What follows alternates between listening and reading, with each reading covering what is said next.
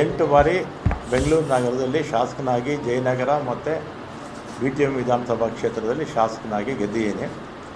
ಮೊದಲನೇ ಸಲ ವೀರಪ್ಪ ಮೊಯ್ಲಿಯವರ ಮಂತ್ರಿಮಂಡಲದಲ್ಲಿ ಸಚಿವನಾಗಿದ್ದೆ. ಆಮೇಲೆ SM ಕೃಷ್ಣ ಅವ್ರ ಕಾಲದಲ್ಲೂ ಸಚಿವನಾಗಿದ್ದೆ. ಧರ್ಮಸಿಂಗ್ ಅವ್ರ ಕಾಲದಲ್ಲೂ ಸಚಿವನಾಗಿದ್ದೆ. ಸಿದ್ದರಾಮಯ್ಯನವರ ಎರಡೂ ಅವಧಿಯಲ್ಲಿ ಸಚಿವನಾಗಿದ್ದೆ. ಎಲ್ಲ ಮುಖ್ಯಮಂತ್ರಿಗಳ ಹತ್ರ ಕೂಡ ನಾನು ಯಾವತ್ತೂ ಕೂಡ ನನಗೆ ಮಂತ್ರಿ ಮಾಡಿ ಅಥವಾ ಇಂಥ ಪೋರ್ಟ್ಫೋಲಿಯೋ ಕೊಡಿ ಅಂತ ಯಾವ ಮುಖ್ಯಮಂತ್ರಿಗಳನ್ನೂ ನಾನು ಕೇಳಿರಲಿಲ್ಲ. ಆಮೇಲೆ 2023ರಲ್ಲಿ ಮುಖ್ಯಮಂತ್ರಿಗಳು ಸಿದ್ದರಾಮಯ್ಯನವರಾದರು. ಆಗ ನಾನು ಅವ್ರನ್ನ ಹೋಗಿ ನಾನೇನು ಮಿನಿಸ್ಟ್ರ್ ಮಾಡಿ ಅಂತ ನಾನೇನು ಕೇಳಿರಲಿಲ್ಲ. ಅವರೇ ಕರೆದು ನನ್ನ ಮಿನಿಸ್ಟ್ರ್ ಮಾಡಿದ್ರು.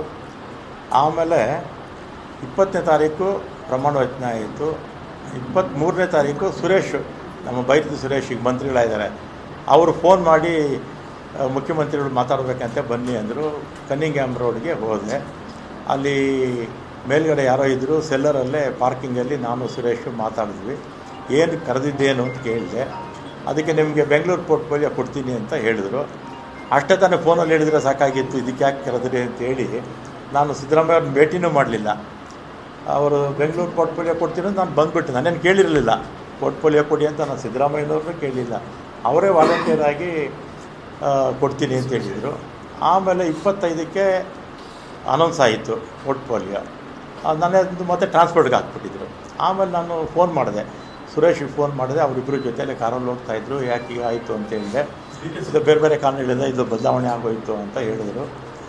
ಆಮೇಲೆ ನಾನು 25ನೇ ತಾರೀಕು ಮಾತಾಡಿದ್ಮೇಲೆ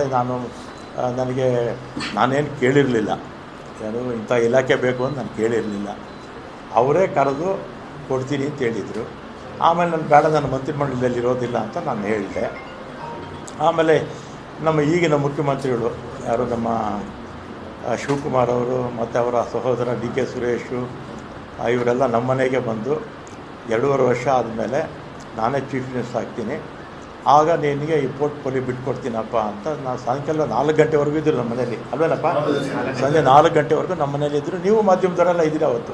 ಶಿವಕುಮಾರ್ ಅವ್ರನ್ನೂ ಕೂಡ ನಾನು ಮಂತ್ರಿ ಮಾಡ್ಕೊಳ್ಳಿ ಅಂತ ಕೇಳಲಿಲ್ಲ, ಅಥವಾ ಸಿದ್ದರಾಮಯ್ಯನವ್ರ ಹತ್ರ ಹೋಗಿ ನನ್ನ ಮಂತ್ರಿಮಂಡಲದಲ್ಲಿ ಸೇರಿಸಿ ಅಂತ ಹೇಳಲಿಲ್ಲ, ಅಥವಾ ಹೈಕಮಾಂಡ್ಗೆ ಹೋಗಿ ನನ್ನ ಮಂತ್ರಿ ಮಾಡಿ ಅಂತ ನಾನೇನು ಕೇಳಿರಲಿಲ್ಲ.